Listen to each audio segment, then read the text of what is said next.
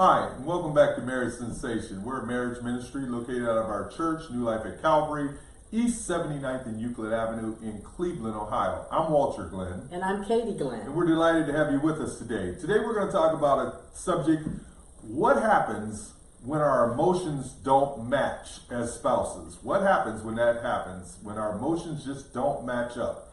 And I'm going to tell a story to begin with. There was a couple once, and they were relating this story, and the person was saying, I can remember it like it was yesterday. It was on a Wednesday 3 years ago. You had on a red dress, I had on a blue suit, and it was 9 o'clock in the evening, and we were at the Ritz-Carlton Hotel. And the other spouse was sitting there looking, just saying, okay, what's the story that's in behind this? And they just want the facts. And so today we're going to talk about what happens when that feeler who tells everything, gives all the details, runs into that analytical person who just wants the facts. And there was a TV show in the 50s, years ago in the 50s, and it was called Dragnet. And the person would go and tell all this information, and Sergeant Joe Friday would say, just the facts, ma'am, just the facts. Now, it wasn't as if he didn't care, he didn't like people. He was trying to get to the bottom of what the situation was, and he was trying to do it in an expedient, timely fashion. So we're going to talk about that today, when it's a feeler versus an analytical person, and how we can interchange sometimes with those feelings based on what the situation is.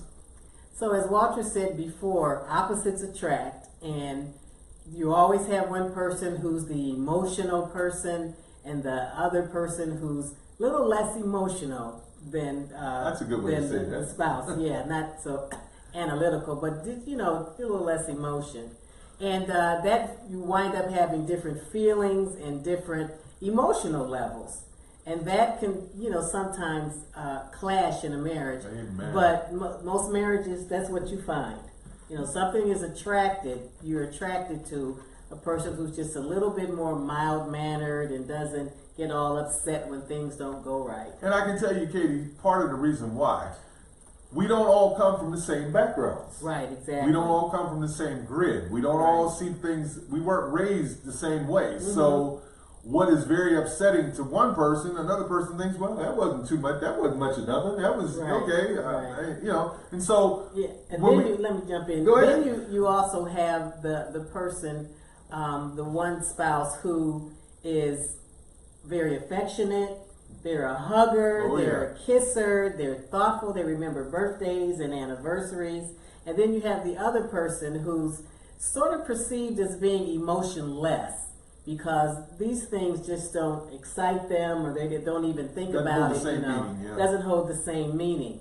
And like you said, they don't have the same. We don't have the same past, so sometimes it can be hard. We don't relate the same way. Yeah, it can be hard for that person based on current issues or past issues, to sort of generate those types of feelings. While it's good to always be thoughtful in your marriage, we're not saying that. Right. It's good to always be considerate. We don't always see the same event the same way. Right. Let me give an example of that. When you're going to a family holiday or a family reunion, and everybody and their mother is there, So the emotional person comes in, and they greet every single person. Individually. They greet the children, they greet the pets, they greet everybody. And then the other spouse comes in and does one big hi. Hi, y'all. And that's it. And they're satisfied. That's all you're going to get. So that's right. That's all you're going to get. And so, you just don't see that event in the same way. There's nothing wrong with it, but, you just don't see it in the same way. And also, if there's the emotional person, there may be an event where they were hurt by something that was done, or something that someone said to them. And the other person's like, well, I didn't see anything wrong. And so, the thing is to explain to your spouse, I guess, how you saw it. Right, because we've had that happen in our own marriage, where one of us really, something was said or something was done, and we were very hurt. One of us was very hurt by it, and they expressed that, oh, I was very hurt when that happened, and when they said this, and the other person said, well, you know, I kind of see part of their point. I didn't think anything was really wrong with that. Now, obviously, if it's an egregious error or somebody's disrespecting somebody, that's pretty clear. But there are some situations where, you know, it's more, there can be, okay, I can see how that could. Right, well, the person was joking, yeah, and if you don't, you know, if you don't understand that sense of humor, exactly, correct. Exactly, you You would be hurt by the joke could be mistaken happened, wrong, right. and you get hurt by it, and the other person's thinking, well, in our family we joke like that all the time, and nobody thinks anything of it. Exactly.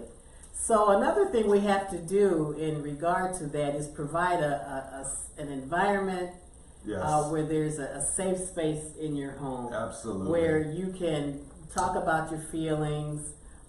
Without being hurt or, you know, being misunderstood. Judged.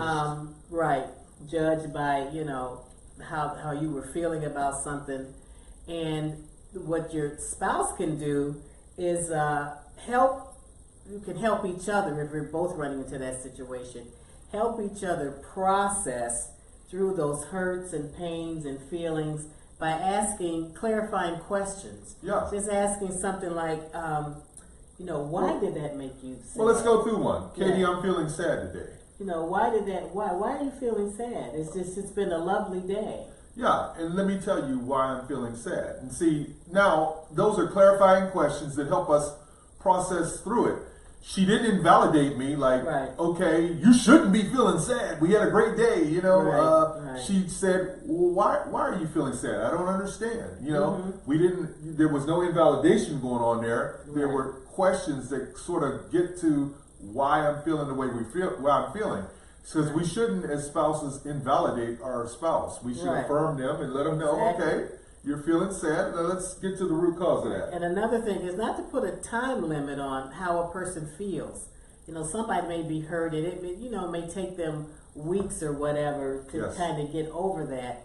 And what we have to do is to be supportive of how they're relating, because some people, we just relate differently again to, you know, events, different things that happen in our lives, you know, losses or even gains, and you can may take you a minute or two to really process everything, and the good thing is that if your spouse is there to help you go through that process. Yeah, a fine example of that would be the loss of someone that you love. You recently lost your mom on July 4th of this year. It would be foolish of me to put it, well, you know, that was a couple months ago, and you should be feeling better now. No, you may not be feeling better now. You actually may be feeling a little bit worse now, as it sets in, and the fact that holidays are coming up and you're processing everything. A better example would be for me to help you work through that feeling instead of putting a time limit. Now, obviously, if we're talking, it's 10 years from now, and she's feeling still lethargic and hurtful, then we have to go get some professional counseling and find out what's going on here. And we have to remember that God can deal with the hard questions of life. God can deal with our feelings. You know, when Jesus came on earth, he came down as a man, and so he had the same feelings and emotions that regular men and women have. And so God can always be there, you know, in your life. Well, you know, and God lets us vet those feelings. Exactly. And you can see where we're going with this. We're going with, we as spouses need to do the same thing. Because if a sovereign God can allow us to vent feelings, because you look in the Psalms, and they were saying countless times, Lord, why do the evil prosper? Why did those who do wrong prosper? David said, Lord, why am I in this situation with Saul chasing me? And even Jesus was on the cross, and he said, my God, why have thou forsaken me? It's okay to be honest with God with our emotions. He knows them anyway, right? Right. God can handle our feelings. He can handle it. And, you know, we can tell him how we really feel, how our real feelings are, without being questioned or judged or anything like that. So God is the just the backup. The best source. The best source. Backup. Your spouse is there for you, but sometimes, you just need that little extra encouragement or support, and you can get that from So God. what's the goal as married couples? Should we become more Christ-like in that area, Yes, where we try to be absolutely. a safe space for our spouse to Right. tell us how they're feeling? Right. Well, I was feeling this way. No, you shouldn't have that feeling. Right. I don't feel that way, and Mm-hmm. we've got to become that safe space where Right. We have to get to where we can handle each other's feelings properly without like judging and just questions that why should you feel, you shouldn't feel that I way. don't understand why you feel that way. But we should be able to tell our spouses how we truly feel and be very honest, and that way we can find out exactly how our spouses are feeling and work on relating to that. Because if you're that spouse that's doesn't, a lot of things don't really affect you, you have to really stop and listen to your spouse to Yes. try and understand how that person is feeling. How do you feel when your spouse shows no emotions towards what you said? You have to work on issues that come up like that. Or sometimes it's like from our past, are we just wired that way? Yeah, I think when you say something that you feel should be very important or moving to your spouse and they just don't give you a reaction, the first thing that comes to mind might be, do they really care? Right. Or are they really tuned into this conversation? Right. Or when in fact they may be processing it. They may not be doing Right. anything wrong. They may just be Right. processing the information. They may be thinking about it. What's the best response? When is the Right. best time to respond? Right. Is now the best time? Can I formulate a really good response? So I mean, there's a lot of things that go into that type of scenario, that type of situation. So we've got to be mindful of that. That our spouses, may not be emotionally on the same page as we are that exact moment. Right, and that's a good word, mindful. To be mindful of your spouse. We said earlier in some other Marriage Sensations that, we need to learn our spouses. Yes. We need to learn, what their emotions are. We need to learn what their triggers are that might, bring about some very, emotional times. So yeah, let's explain a trigger. Right. A trigger is when somebody touches an area of your life that is very painful and it produces a negative reaction. Right. It would be as if you had a scar on your arm and I bumped into it or touched it. Ow! Oh, that hurts. It triggers a response. And so there are certain triggers in our marriages that when that action happens, I can think about a woman that works with me. She's very soft-spoken, very low-key. And one day somebody was getting really emotional around her and they got a little loud. And I could see her withdrawing, closing in like a flower. And I asked her later, I said, Lisa, what happened? I said, I saw your response. And she said, when I was younger, my dad yelled a lot. And so when I hear yelling, I immediately start to close in. I start to feel nervous. I start to shut down. And I said, oh, okay, because she assumed that because this person got emotional, that they were angry or they were getting loud. So those are things you need to be mindful of with your spouse. And in helping our spouses through these events, we need to speak the truth in love. Speak the truth in love. Speak the truth in love. Ellen Britt, you be proud. That's your saying. And just listen, to find out, to try to figure out why they feel that way. And then kind of walk in their shoes so you can fully understand what they are going through. We get a better understanding of our spouses when we do that, Amen. which increases our intimacy with each other. Oh, say that. And it produces affirmation, which is saying, I understand what you're feeling, and let's talk about it. Give you an opportunity to have a very good, not a surface conversation, but one that goes a little bit deeper to find out where those emotions are coming It can from. also put us in touch with our own feelings, and it can produce that empathy Right. as well, where Right. we, I know, I can see why you feel that way, and let's walk through this together. Let's talk Right. about this. Let's Right. help each other through this. And again, we can always trust God with our feelings. Amen. And with God, you always have a place to go that you can, talk. And when you talk to God, sometimes when our spouses don't understand, we can always go to God and get those feelings out. But let your spouse know that we really need to let's get together about the feelings that we both have, so we can just understand where we're coming from, so there won't be any resentment or anger or anything like that comes about just talking about how you feel about something, because your spouse is the one who you want to make understand really what's going on in your mind, in your heart, in your soul. And I think sometimes, Katie, we like to transfer how we see people react to how we feel God will react. In other words, if I wreck the car and or you wreck the car and I'm disappointed or I'm upset, we think that when we fail that God is disappointed and God is upset with us. What we want to leave you with is that we always have God to go to. Always. Always. Never will I leave you. Never will I forsake you, says the Lord. So we always have God to go to. He doesn't, he might not like what we're doing. There might be even a consequence to what we're doing. But he's not sitting there waving his finger like, oh man, you just messed up one more time. He's not that type of God. He's a God of grace, mercy, love. And God has given us our spouses to be there for us.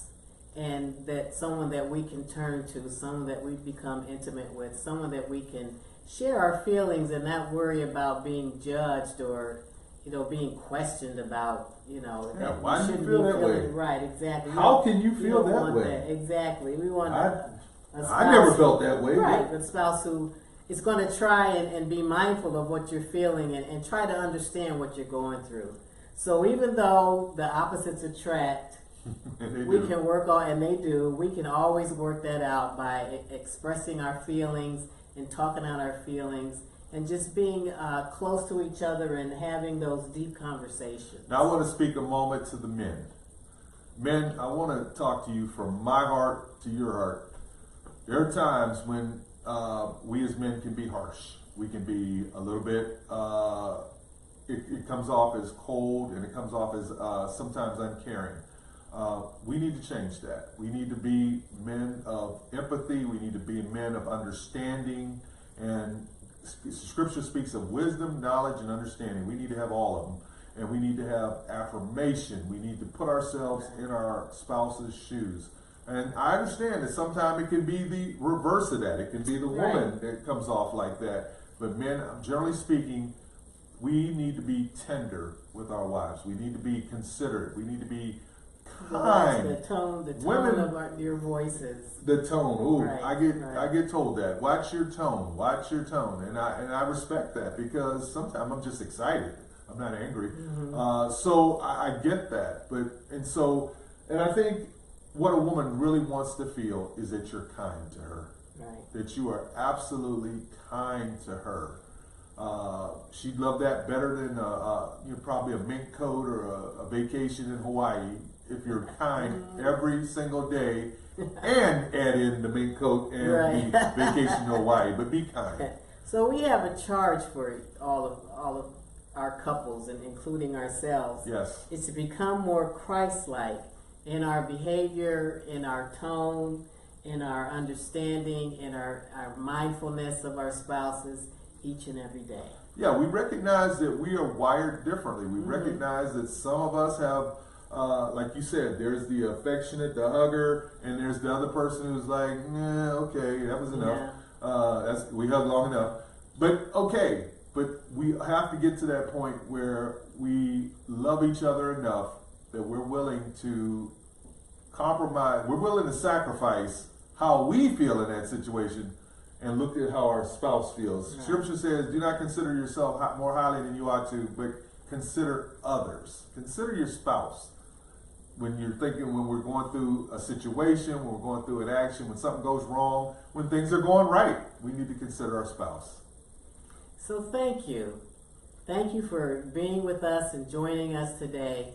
And we always want, our goal for you is to make your marriage Sensational.